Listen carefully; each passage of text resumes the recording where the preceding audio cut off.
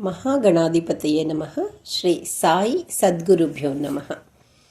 ಹೇಮಾಡ ಪಂಥ ವಿರಚಿತ ಶ್ರೀ ಸಾಯಿ ಸಚ್ಚರಿತೆ.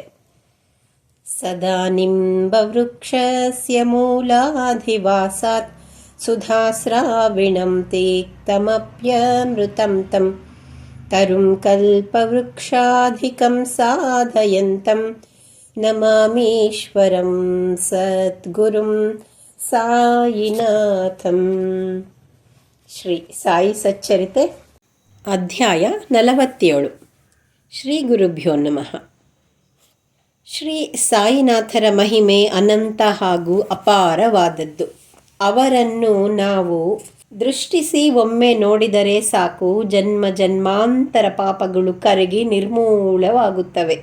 ನಮ್ಮ ಮೇಲೆ ಅವರ ಕೃಪಾ ದೃಷ್ಟಿಯು ಬಿದ್ದರೆ ನಮ್ಮ ಕರ್ಮ ಬಂಧನವು ಬಿಡುಗಡೆಯಾಗುತ್ತದೆ. ಸಂತರು ಗಂಗೆಯಂತೆ ತಮ್ಮ ಬಳಿ ಬಂದವರ ಪಾಪಗಳನ್ನೆಲ್ಲ ತೊಳೆಯಬಲ್ಲ ಮಹಾತ್ಮರು. ಶ್ರೀ ಬಾಬಾ ಅವರು ಒಮ್ಮೆ ಒಂದು ಪ್ರಸಂಗವನ್ನು ಹೀಗೆ ತಮ್ಮ ಆಪ್ತ ಶಿಷ್ಯರಿಗೆ ತಿಳಿಸಿದ್ದರು. ಒಂದು ಬೆಳಿಗ್ಗೆ ನದಿ ದಂಡೆಯ ಬಳಿ ಬಾಬಾ ಬಂದರು. ಅವರಿಗೆ ಆಯಾಸವಾಗಿತ್ತು. ಕೈ ಕಾಲು ಮುಖ ತೊಳೆದು ಸ್ನಾನ ಮಾಡಿ ಅಲ್ಲಿ ಕುಳಿತು ಚಿಲುಮೆ ಸೇದುತ್ತಿದ್ದರು. ಆಗ ಒಂದು ಕಪ್ಪೆ ವಟಗುಟ್ಟುತ್ತಿರುವುದು ಕೇಳಿಸಿತು. ಒಬ್ಬ ದಾರಿಹೋಕನು ಅಲ್ಲಿಗೆ ಬಂದನು. ತನ್ನ ಮನೆಗೆ ಭೋಜನಕ್ಕೆ ಬಾಬಾ ಅವರನ್ನು ಆಮಂತ್ರಿಸಿದನು. ಪುನಃ ಕಪ್ಪೆಯ ವಟಗುಟ್ಟುವ ಶಬ್ದ ಅವರಿಗೆ ಕೇಳಿಸಿತು.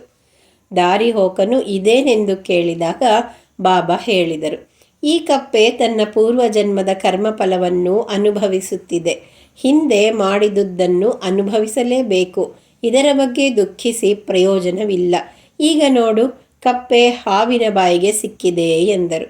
ಇನ್ನೇನು ಕಪ್ಪೆಯು ಹಾವಿನ ಬಾಯಿಗೆ ಸಿಕ್ಕು ಸಾಯುತ್ತದೆ ಎನ್ನುವಾಗ, ಅದು ಅಸಾಧ್ಯ. ಕಪ್ಪೆಯನ್ನು ರಕ್ಷಿಸಲು ನಾವು ಇಲ್ಲಿರುವಾಗ ಅದನ್ನು ಹೇಗೆ ಸಾಯಿಸಲು ಬಿಡುತ್ತೇನೆ ಎಂದರು. ಬಾಬಾ ಹಾವಿನ ಬಳಿಗೆ ಹೋಗಿ, ವೀರಭದ್ರಪ್ಪ, ನಿನ್ನ ಶತ್ರು ಬಸಪ್ಪ ಕಪ್ಪೆಯಾಗಿದ್ದಾನೆ, ಇನ್ನೂ ದ್ವೇಷವೇ ಎಂದರು. ಆಗ ಸರ್ಪವು ಕಪ್ಪೆಯನ್ನು ಬಿಟ್ಟು ನೀರೊಳಗೆ ಓಡಿತು. ಕಪ್ಪೆಯು ಅಲ್ಲಿಂದ ಮರೆಯಾಯಿತು. ದಾರಿಹೋಕನಿಗೆ ಆಶ್ಚರ್ಯವಾಯಿತು. ನಿಮ್ಮ ಮಾತು ಕೇಳಿದ ನಂತರ ಹಾವು ಕಪ್ಪೆಯನ್ನು ಹೇಗೆ ಬಿಟ್ಟು ಹೋಯಿತಲ್ಲ, ಏನು ಆಶ್ಚರ್ಯ, ಯಾರೀ ಬಸಪ್ಪ ವೀರಭದ್ರಪ್ಪ ಎಂದು ಬಾಬಾ ಅವರನ್ನು ಕೇಳಿದನು. ಆಗ ಸಾಯಿ ಅವರು ಈ ಕಥೆಯನ್ನು ಆತನಿಗೆ ಹೇಳಿದರು. ನಾನು ಹಿಂದೆ ನೆಲೆಸಿದ್ದ ಊರಿನಿಂದ ಸ್ವಲ್ಪ ದೂರದಲ್ಲಿ ಒಂದು ಶಿವನ ದೇವಾಲಯವಿತ್ತು. ಅದು ಬಹಳ ಹಳೆಯದಾಗಿ ಬಿದ್ದು ಹೋಗಿತ್ತು. ಅಲ್ಲಿಯ ನಿವಾಸಿಗಳು ಅದರ ಜೀರ್ಣೋದ್ಧಾರಕ್ಕಾಗಿ ಹಣ ಸಂಗ್ರಹಿಸಿದರು. ಈ ಹಣದ ಮೇಲ್ವಿಚಾರಣೆ ಒಬ್ಬ ಶ್ರೀಮಂತನದಾಗಿತ್ತು. ಅವನು ಇದರಲ್ಲಿ ಹಣ ತಿಂದು ಹಾಕಿ ಕೆಲಸವನ್ನು ಅರೆಬರೆ ಮಾಡಿದನು. ಇದಾದ ಕೆಲವು ದಿನಗಳ ನಂತರ ಆ ಶ್ರೀಮಂತರ ಪತ್ನಿಗೆ ಕನಸಾಯಿತು. ಶಿವನು, ನೀನು ಈ ದೇವಾಲಯದ ಗೋಪುರದ ಕೆಲಸಕ್ಕೆ ಕೈ ಹಾಕು, ನಿನಗಾದ ಖರ್ಚಿನ 100 ಪಟ್ಟು ಹಣ ನಾನು ನಿನಗೆ ನೀಡುತ್ತೇನೆ ಎಂದು ಹೇಳಿದಂತಾಯಿತು. ಶ್ರೀಮಂತನು ತನ್ನ ಪತ್ನಿಯಿಂದ ವಿಚಾರ ತಿಳಿದು ಇದೆಲ್ಲ ಭ್ರಮೆ ಎಂದು ಆಕೆಯ ಮಾತನ್ನು ತಿರಸ್ಕರಿಸಿದ.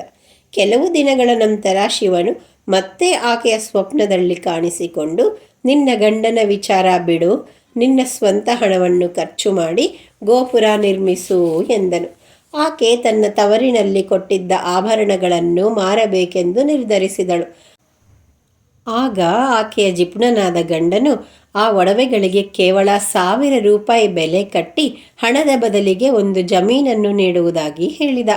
ಆ ಜಮೀನನ್ನು ಯಾರೋ ಮುದುಕಿ ಆತನ ಬಳಿ ಒತ್ತೆ ಇಟ್ಟಿದ್ದು ಹಾಗೂ ಬಂಜರು ಭೂಮಿಯಾಗಿತ್ತು. ಇದು ಆಭರಣಗಳ ಬದಲಿಗೆ ದೇವಾಲಯದ ವಶಕ್ಕೆ ಬಂದಿತ್ತು. ಕೆಲವು ದಿನಗಳಲ್ಲಿ ಸಿಡಿಲು ಬಡಿದು ಆ ಶ್ರೀಮಂತರ ಹೆಂಡತಿ ಹಾಗೂ ಮುದುಕಿ ಸತ್ತರು. ಆ ಜಿಪುಣನ ಮುಂದಿನ ಜನ್ಮದಲ್ಲಿ ವೀರಭದ್ರಪ್ಪ ಎಂಬ ಹೆಸರಿನಿಂದ ಜನ್ಮ ತಾಳಿದನು. ಆತನ ಹೆಂಡತಿ ಶಿವ ದೇವಾಲಯದ ಅರ್ಚಕನ ಮಗಳಾಗಿ ಜನಿಸಿದಳು. ಮುದುಕಿ ಚಿನ್ನಬಸಪ್ಪನೆಂಬ ಹೆಸರಿನಿಂದ ಹುಟ್ಟಿದಳು. ಅರ್ಚಕನ ಮಗಳಾದ ಗೌರಿಯನ್ನು ವೀರಭದ್ರಪ್ಪನಿಗೆ ಮದುವೆ ಮಾಡಿಕೊಡಲಾಯಿತು. ಆದರೆ ಅವನಿಗೆ ಈ ಜನ್ಮದಲ್ಲೂ ಲೋಭ ಕಡಿಮೆಯಾಗಿರಲಿಲ್ಲ. ಸ್ತ್ರೀ ಧನವಾಗಿ ಬಂದಿದ್ದ ಆ ಜಮೀನಿಗೆ 1,00,000 ರೂಪಾಯಿ ಬೆಲೆ ಸಿಕ್ಕಿತ್ತು. ಬಾಬಾ ಅವರು ಗೌರಿಗೆ ಇದರ ಹಣ ಬರಬೇಕೆಂದು ತೀರ್ಮಾನಿಸಿದಾಗ ಆಕೆಯ ಪತಿ ಹೆಂಡತಿಯನ್ನು ತೆಗಳಿ ಬಾಬಾ ಅವರನ್ನು ಬೈದನು. ಆ ರಾತ್ರಿ ಶಿವನು ಗೌರಿಯ ಕನಸಿನಲ್ಲಿ ಕಾಣಿಸಿಕೊಂಡು, ಈ ಹಣ ಪೂರ್ಣವಾಗಿ ನಿನ್ನದ್ದೇ. ಇದನ್ನು ಯಾರಿಗೂ ಕೊಡಬೇಡ. ಚಿನ್ನಬಸಪ್ಪನನ್ನು ಭೇಟಿ ಮಾಡು. ಹಣದಲ್ಲಿ ಸ್ವಲ್ಪ ಭಾಗ ದೇವಾಲಯಕ್ಕೆ ವಿನಿಯೋಗಿಸು. ನಿನ್ನ ಖರ್ಚಿಗೆ ಬಾಬಾ ಅವರ ಸಲಹೆ ತೆಗೆದುಕೋ ಎಂದು ನುಡಿದನು.